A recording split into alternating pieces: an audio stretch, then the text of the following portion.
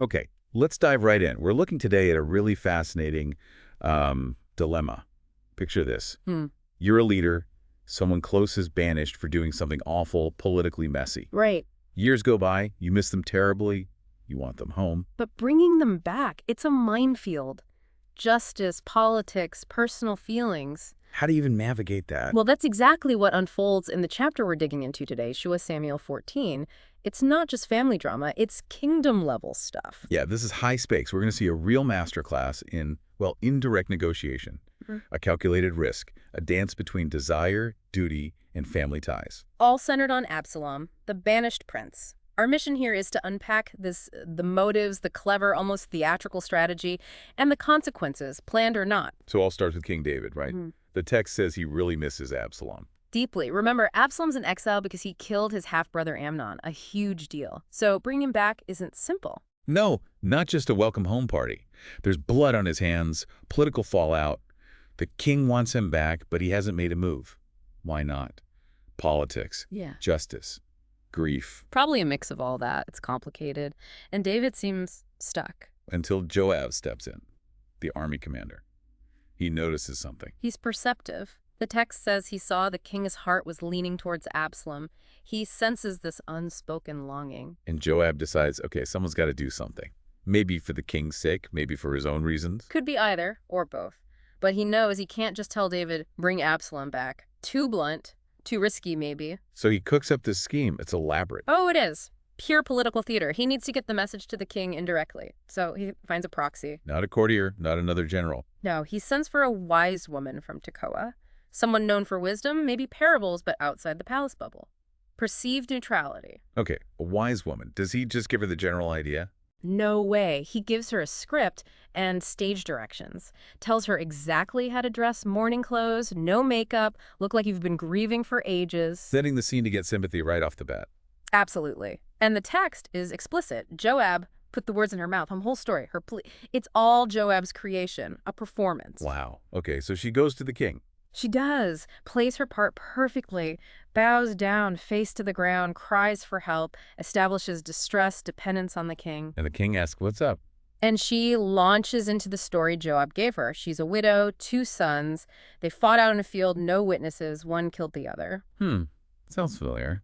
Like David's own family messed with Amnon and Absalom. Exactly. The parallel Joab wants him to see, almost certainly. But she adds another layer. Now she says, the whole clan is demanding she hand over the surviving son, the killer, for execution. But wait, if he's the only one left? That's her crucial point. She calls him her only burning coal.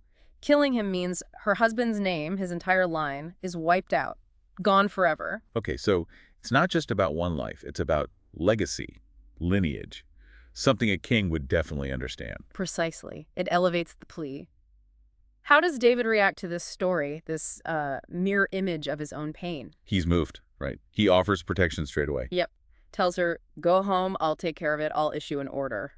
His gut reaction is mercy, protection for this killer son. But the wise woman, following Joab's script, doesn't stop there. Not yet. She doubles down. Offers to take any blame onto herself, her family, absolves the king, his throne, makes her seem totally sincere, devoted. Smart, builds trust, makes it easier for him. Then she pushes for the guarantee, asks him to swear by God, invoke the Lord that the avenger of blood won't touch her son. She wants it rock solid. And David gives it. He swears the oath. He does.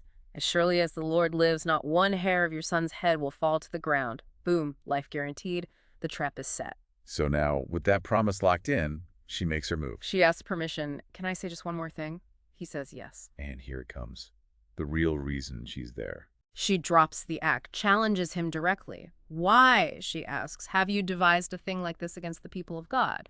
Why haven't you brought back your own banished son, Absalom? Oof, turning his own judgment right back on him. You just protected my killer son to save a family line. Why not yours? Exactly.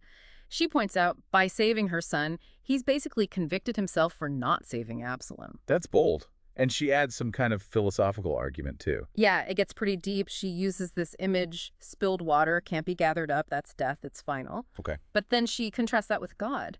God, she says, doesn't just take life, He devises ways so that a banished person may not remain estranged from him. Implying God himself finds ways for reconciliation. So maybe the king should too. It's like a divine nudge. A very clever one. Then she snaps back to the script slightly, says people made her come, she was afraid, yada yada, and then flattery. You're wise, like an angel of God, discerning good and evil. Covering all the bases. Challenge, theology, flattery. But David's no fool, right? He must be seeing the strings now. Oh yeah, he's sharp. He cuts right through it, asks the killer question, isn't the hand of Joab with you in all this? He smells Joab's fingerprints all over this elaborate setup. And does she deny it? Nope.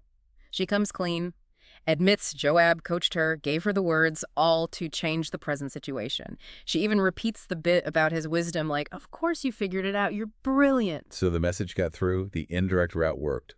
What happens next? David summons Joab, tells him straight up, very well, I will do it. Go, bring back the young man Absalom. Just like that. After all that theater, bring him home. Joab's reaction, pure relief and gratitude. He bows, thanks the king for this favor. Then he heads straight off to Geshur, where Absalom was exiled, and brings him back to Jerusalem. Mission accomplished. Big reunion. Tears and hugs. Well, not exactly. Here's the catch. David lets Absalom come back to the city, Jerusalem, but he sets a major condition. Good Jesus. Absalom has to go to his own house and, crucially, must not see my face. So he's back, but he's still banished from the king's presence, like house arrest almost. Sort of. He's physically in Jerusalem, living there, apparently quite visibly. The text mentions his good looks, his famous hair, his kids. But he's cut off from the king personally. A partial return.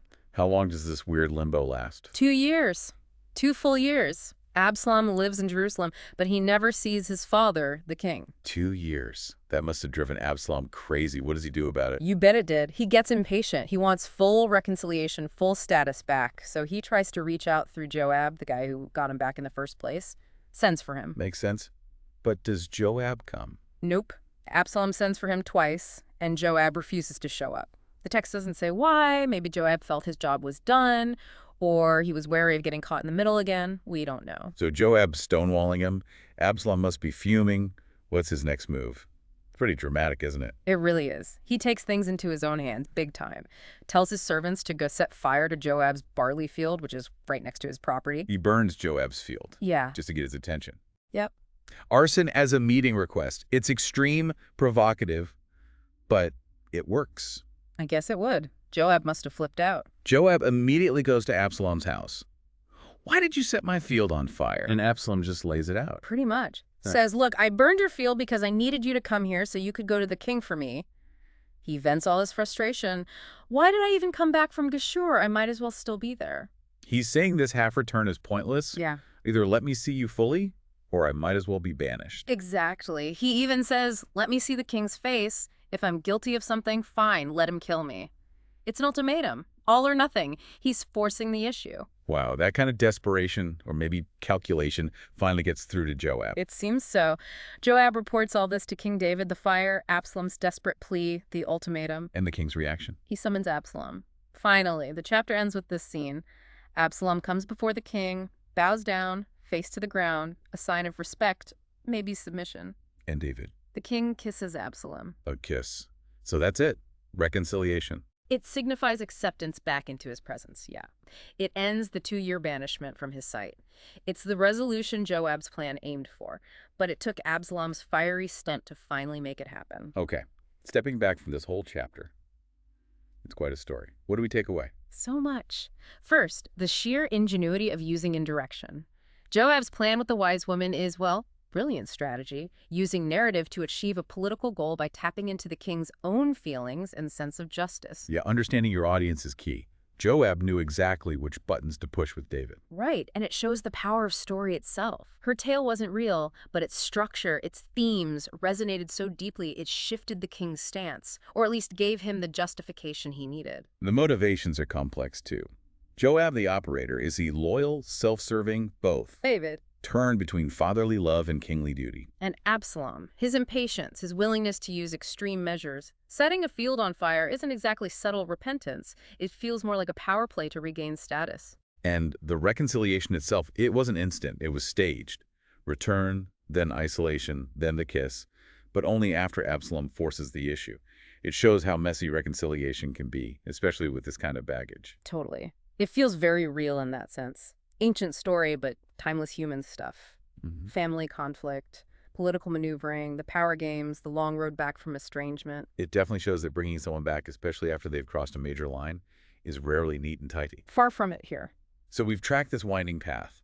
Joab's plot, the wise woman's performance, David's conflicted heart, Absalom's fiery demand, all leading to that final kiss in Jerusalem. But yeah, getting to that kiss involved deception, manipulation, a 2-year standoff, and arson. Which leaves us with a big question, doesn't it?